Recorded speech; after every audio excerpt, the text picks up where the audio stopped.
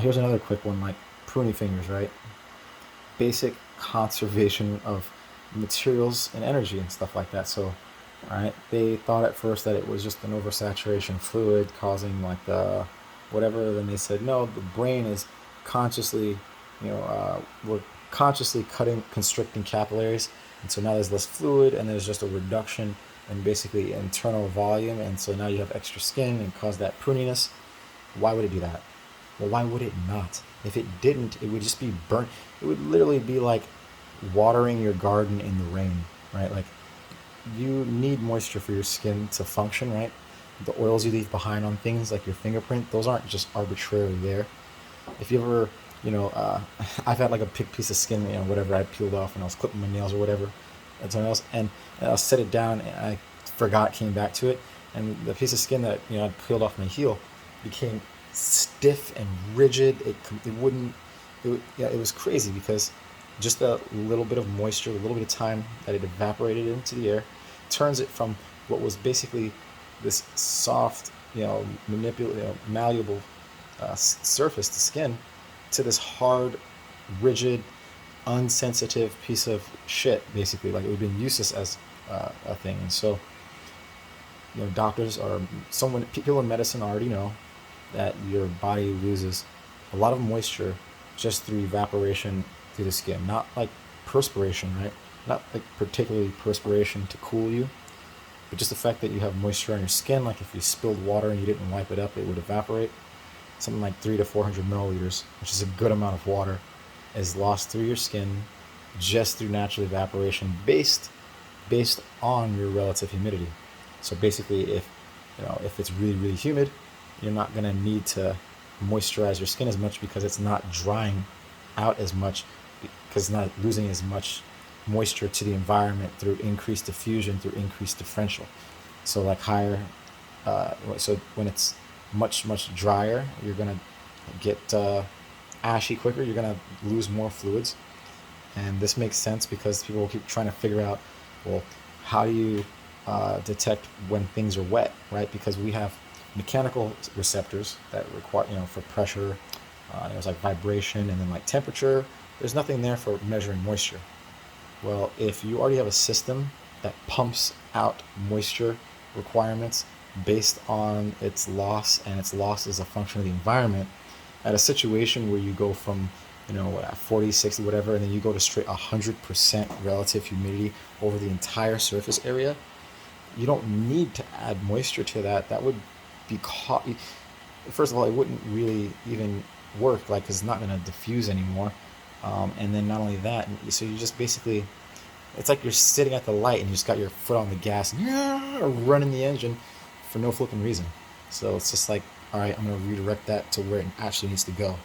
So that's very, very basic conservation. And so why wouldn't your body easily just make that like a known? Like, hey, when basically the relative evaporation, goes to zero, like instantly, no scaling, no random, it just instantly goes to zero, then you're probably wet.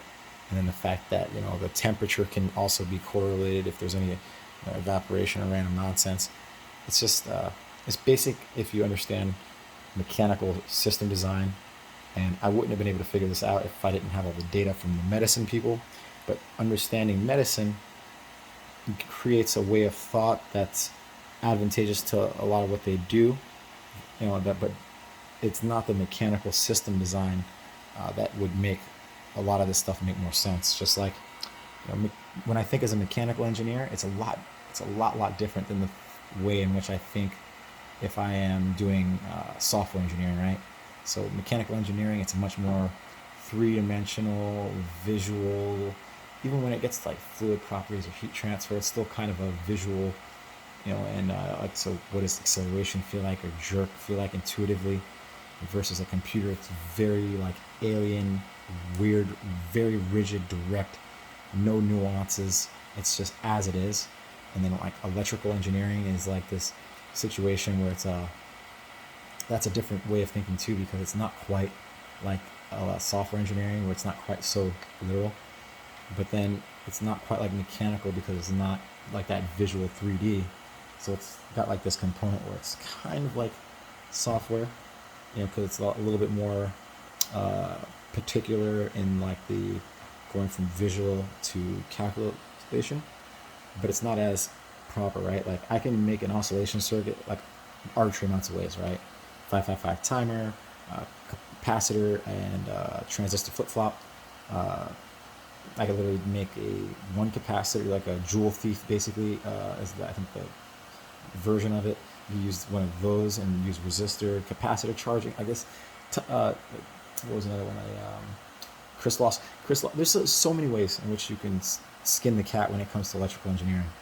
So it's like, what are you outputting? What's your inputting? What you need for efficiency? What do you need for like performance over time?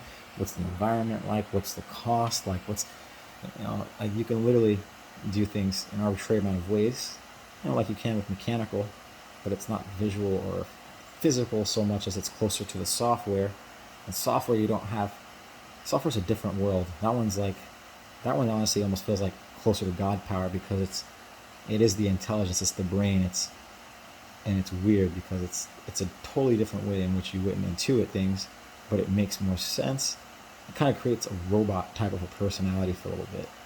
And so having all of those understandings, those ways of thought, it's like when you learn another language, people say you have a different way of thinking or the ability to think differently. Well, I have all of this information that I can acquisition for free, taking all of the information from all of these, people who put all of this time into medicine, and then now I just get that for free and apply my systems understanding to it as an engineer. And it's like obvious for me because, for a doctor, you're not sitting there listening to their symptoms, coming up with like some novel solution. You're like, based on those symptoms, based on your height, weight, the environment, and this is the best thing for you, right? Like when they have a hypothesis, it's like a fishbowl of hypotheses, and based on what you say, they grab the hypotheses that fits the stamp the best. There's no situation in engineering where that's the case, right? In engineering, you have a situation where they give you variables. You're thinking completely novel, abstract, like what could be, work together. Why would that make sense? And so we're going to change the future here because there's just all of this information now that's available. It's crazy, and I'm gonna keep connecting all the pieces. I've learned a decent amount of anatomy. I've learned a decent amount of psychology, and now with my engineering systems and like computers and stuff, it's like the whole world I understand things on another level now, and I wish I could just download it to people's brains because it would change the world if we understood these things. Like, even for instance, like why does our brain look the way it does on anesthesia, right? Like how does that smooth wave create this complete inability to track time or sensation or any of these things? That goes back to the electrical circuit, right? Telling you that the brain is sending the electrical signal to the muscle, to the area, not to move it. That's the acetylcholine. It's doing that to basically map time and space, because even though the electrons, move slowly, there's the back pressure, so it's instant. So your brain wants something, and there's an instantaneous, signal sent. So your autonomic nervous system, which is extremely quick, basically like a clock, can have like a reference because it's moving everything, keeping your whole system regulated. So then now, when your brain's trying to do certain stuff, and then now your motor neurons can basically communicate with it based on timing, which is, if you make multiple systems, that communicate with each other, there has to be timing. There has to be relative timing to understand. This thing's going to read while that one's writing, and if this one's doing something while that one's sending, you understand, there has to be that correlation.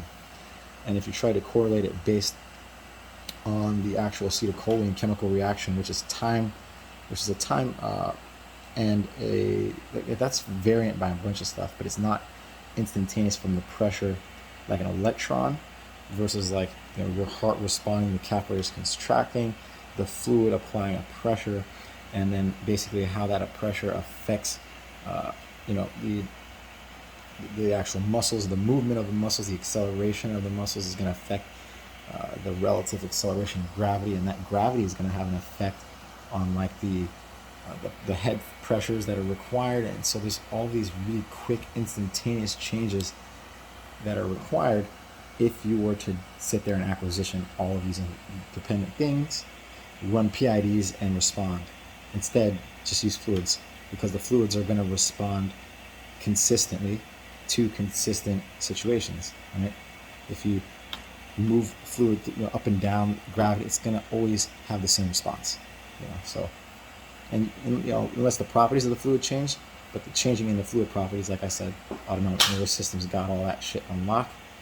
So while your autonomic nervous system tries to keep everything in balance, regulated and calculated in time, then now your brain, which is trying to figure things out, right, when it's doing that arbitrary back and forth, this frantic movement, that's because we're not like these computers where we're doing all these calculations so much as we're literally grabbing files.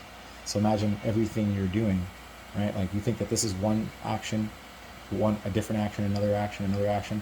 You think that this would be like two, but in your brain that's more likely just one independent file. And, instead of doing, okay, run 1 and 2, basically like, all right, you want both fingers, we got a 2-finger file. We've got a 3-finger file, we got a file for this, we got a file for that, which is that 2.5 petabytes, right? It's just a file grabbing, and so now it's sending out those electrical signal as it's going to grab the file to do the thing it wants to do.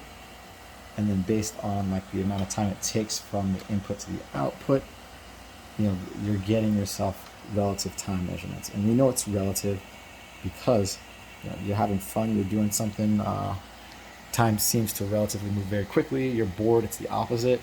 And that's very, very consistent. No one will argue that. Why is that the case? Because your brain is an active system, right? And if you're trying to, like basically, if your brain is running all these outputs and it's having to wait for the inputs, and it's got like this backup of data, like log, like basically, like you want to do 10 actions, but you have to wait for the other one to come back before you can do the next one.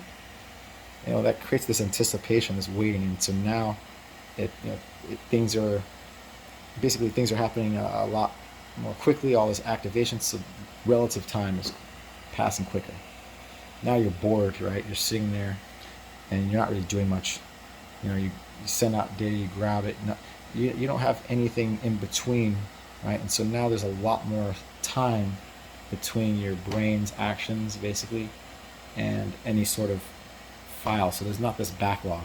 There's just this idling engine, and then it sends something out, gets its feedback, and then it's kind of sitting there again, right? So anything exciting, you're going, and so you're actively working. There's no in between the actions, versus when there's the boredom, there's all of this space in between the actions, all this space in between those electrical inputs, that file grabbing, and so time takes forever. So when you do this whole sinusoidal thing, well, now you can't actively grab a file and send that electrical signal to map time and space like you want to. Like I said, the electrical signals that our body works on, I don't think it works in the way in which people think it does directly. Adding an electrical circuit to it, your body, right, creates the time-space mapping. The time-space mapping allows your motor neurons to react and drop the acetylcholine. Acetylcholine is how your muscles contract, not electricity. Now, so you can get electrocuted and it can cause your muscles to move, but that is because the acetylcholine is being dropped, not because the electricity is driving it, not like how motors are driven by electrical circuits, right? This is just screwing with the system. So now your system that does all of the interpreting of the data, it's not getting its time map back, right? Like it can't map time and space if it can't grab a file arbitrarily wherever that shit's located, however long it takes for the input output. It can't do that if it's forced on a scale, right? Like it needs to go grab. As it grabbed, it sent the signal or whatever, and did its thing. It's waiting for the response. You see the response, you feel the response. It comes back the same way. So that's. I hope I explained that well. But like I said, these are the dirty quick videos. I'm just going to try and get the information out.